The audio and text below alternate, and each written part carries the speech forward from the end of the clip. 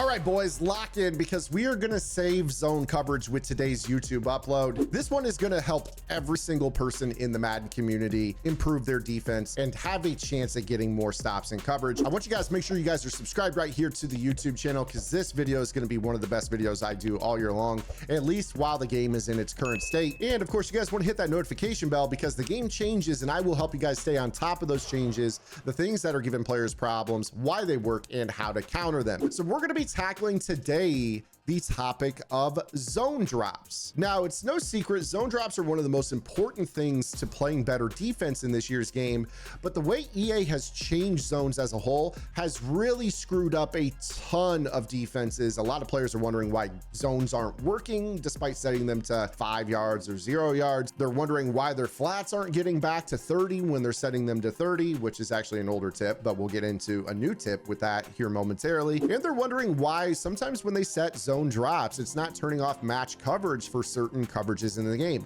We're going to go through all of these topics here today. So again, make sure you guys are subscribed. Let's lock in and talk about do's and don'ts of coverage. Now, the first thing I want to talk about, and this is a big one, and we've talked about this on my strategy website, gridirongameplans.gg, since college football 25. The coverage in these two games is so similar, and a lot of the same bombs work, and a lot of the same bugs are prevalent in both titles. One of the things you will notice immediately in this game is that if you guys ever set cover 3 match on your field and you guys have zone drops at the same time, the zone drops will apply to your purple zones, which we've set to 5 in this case, but for whatever reason, it does not turn off the matching component of our outside thirds. So if I were to run a combo that looked like basically this with 2 slants and 2 corners, something you wouldn't normally run unless you knew your opponent was doing this, you will actually see that you're going to have the corner routes both wide open, the outside thirds are still matching, and your seam flats are not playing match. Whereas if I were to run that exact same combo, but turn my zone drops off, so I reset the play and now match is active, you will actually see that the matching components will put the pieces together. We snap the ball and you see that both our corners are matched. And while our slant kind of got picked in the middle of the field, the match was correct on this play. So this is proof that you should never, ever, ever set zone drops for seam flats if you're going to play a cover 3 based defense. This also, for what it's worth, applies to any defense in the game in which you want to put a seam flat on the field. Take note of this here. I'm going to call the big nickel over G, and I'm going to maybe call like a cover 2, and I'm going to do the inverted cover 3 thing that I've done for years and years in this game, which is typically something where I will take my safeties and put them in outside thirds. I'll usually put a middle linebacker, oftentimes a slot corner in the middle third, and I'll play this type of coverage.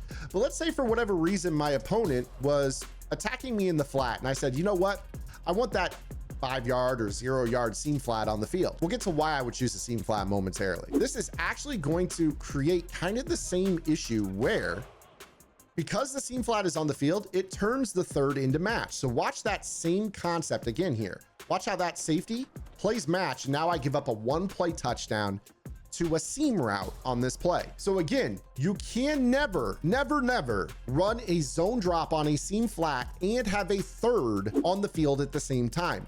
The only time this is an acceptable zone drop to run is when you're playing halves or outside quarters on the field, okay?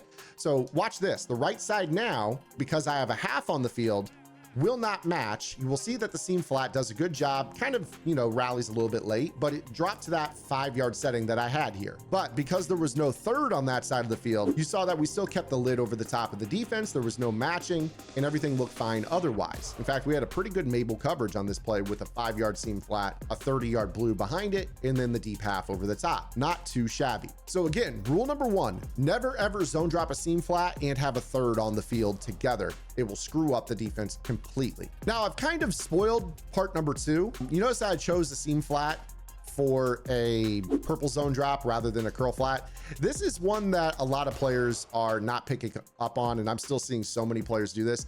To really emphasize how bad this is, I'm going to set my curl flat zone drops to 0. And you'll see that says overrides drop depth for curl flats, quarter flats, and seam flat zones. I'm going to choose a cover 3 here. Now with this cover 3, you would expect that both of our purple zones on this play, our curl flats, will go straight to 0. And what you're actually going to notice is that's really not the case. Okay, so I'm going to put flats and streaks on the field. And you see how those guys don't play 0? And I could just throw the ball immediately in the flat. Purple zone curl flats do not listen to zone drops unless they are deeper than 10 yards, because they are programmed to drop to the curl and then go to their zone drop setting after they get to their landmark. So when I go ahead and I set a purple zone here, in this case to 30, I want you to watch what occurs.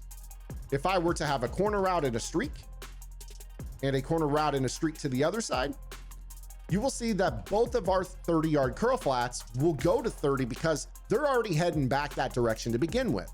So they drop, and now, okay, I need to play 30, and then they go out and they defend the corner route. So a purple zone cannot be set to a zone drop depth less than 10 if you want them to follow those instructions. You must play curl flats in 10, 15, 20, 25, or 30, but never 0 and never 5. So if seam flats can't be zone dropped and have thirds on their side of the field for fear of the coverage breaking, and regular curl flats can't be set to drops of 0 or 5, but you can play a cover 3 with zone drop set to 10, 15, 25, or 30, then what do we do if we want a purple zone to play low? Well, this is going to be the most important part of this video, in my opinion.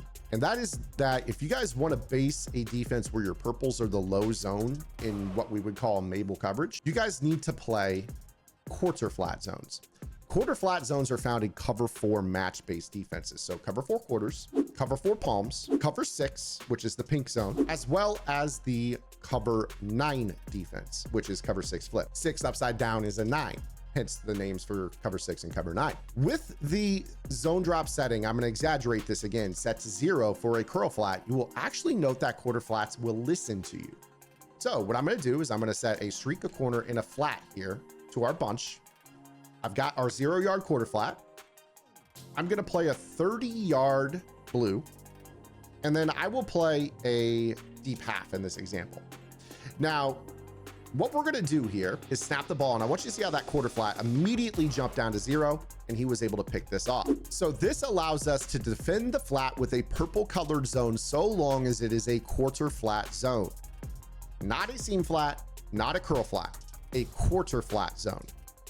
And you'll see that it listens to a low zone drop of 0, 5. It'll go to 10, 15, 20, 25, and 30 as well, but we have better options for those deeper zones. Now, what I'm going to do is I'm going to introduce another don't and a solve for this when it comes to mabel coverage. But before I do that, I want you guys to head over to gridirongameplans.gg. Full disclosure, this tip right here that you're watching right here on YouTube was intended to be just for Gridiron members. But after we put this out in conjunction with my good friend Colt45 over at the VLP, this tip spread like wildfire across the community. And I decided that rather than just doing a tip on purple zones and how to make them drop and then what's coming up in this video, I wanted to do everything in regards to zone coverage so you guys have everything you need to play better coverage. Now, from there, I want you guys to install these coverages in a formation that fits you, whether it's a run stopping defense or a good blitzing formation for getting pressure on the pass rusher. If you guys need help, go over to Gridiron, because I've got an offensive game plan, a defensive game plan, over 30 vault tips, over 70 vault tips in the college football vault.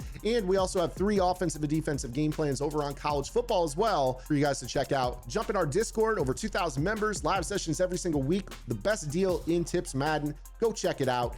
Now I'm going to show you guys how to deal with your blue zones. So one of the things over the years that we've talked about with blue zones is that if you guys ever want to mabel, which is to have a low, medium, and high zone on a sideline, you basically have to play your cloud flats backed up. And the reason that you have to do that is that cloud flats will slow shuffle, meaning that if you're ever in a pressed technique, they will not be able to recover. They're just going to shuffle, shuffle, shuffle, shuffle, shuffle. And then you could just throw the ball over their head. And if not for a pass rush there, we would have had a wide open dot for a huge gain. Notice here that our 30-yard cloud flat does not do a good job of getting back to that landmark. Now, a lot of players have complained about this over the years, and there's actually a reason for why. A cloud flat technique is actually a zone that kind of forces everything to an inside release, but they're really trying to keep their eyes on the quarterback and rally to throws in the flat. So due to this, cloud flats have that loco that's associated with a Tampa 2 style defense, and they're just never going to have the speed to get back to 30 when they're set to a deep drop. So what you have to do is you actually have to, when you play a cloud flat, is you need to physically make sure that they are not close to the line of scrimmage, because they'll only shuffle back to that landmark of about 10 to 12 yards. And then once they're here, they'll turn and sprint, which is kind of similar to the way that that purple zone we just talked about plays when you play a traditional curl flat. So notice here when this cloud flat is backed up, that it actually does a better job of turning and getting back to this spot. Even right there, still shuffling a fair amount, but a lot of times players are like, oh, well, we just got to back up our cloud flats. Well, that's true, but it's not the most efficient way of playing. So the best locomotion that exists for a flat zone in this game is in the hard flat. And this is the tip that, like I said, we were kind of keeping over on Gridiron and Colt 45 had. We kind of labbed this up together to create this coverage style to get you guys in a better spot. Hard flats can be pressed on 30. And you'll see right here that if I run a streak a corner in the flat, watch this hard flat, how it turns and runs and bails. And you can play basically a cover 2 style defense and not have to have that outside third over the top for the purpose of defending this. So this is a really, really cool way to kind of allow you to better defend the sideline without having to have an outside third. So take a look at this. If I press, I've just got a half, a 30-yard hard flat, a 0 or 5 or 10-yard quarter flat. We snap this ball and you're going to see that hard flat turns and runs. And you see right here that that's not open. And this is going to help kind of funnel everything over the middle of the field much better for you. So you guys have the ability to make purple zones play low by making sure it's a quarter flat. You have the ability to make sure flat zones get back by making sure it's a hard flat, and you don't even have to back it up. You no longer have to play outside thirds over the top, and you're now on your way to playing better sideline coverage, forcing throws over the middle, and getting more stops in Madden. I hope you guys enjoyed today's video. If you did, make sure that you guys give the video a thumbs up, subscribe to the channel, drop a comment below. I think this video is super helpful for everyone out there, players of all backgrounds and skill levels. If you guys liked it, let me know in the chat. If you guys have other topics you want me to cover, let me know in the comments below, and I'll see you guys on our next YouTube upload. Until then, this is Zan. Get the lab in. Good luck.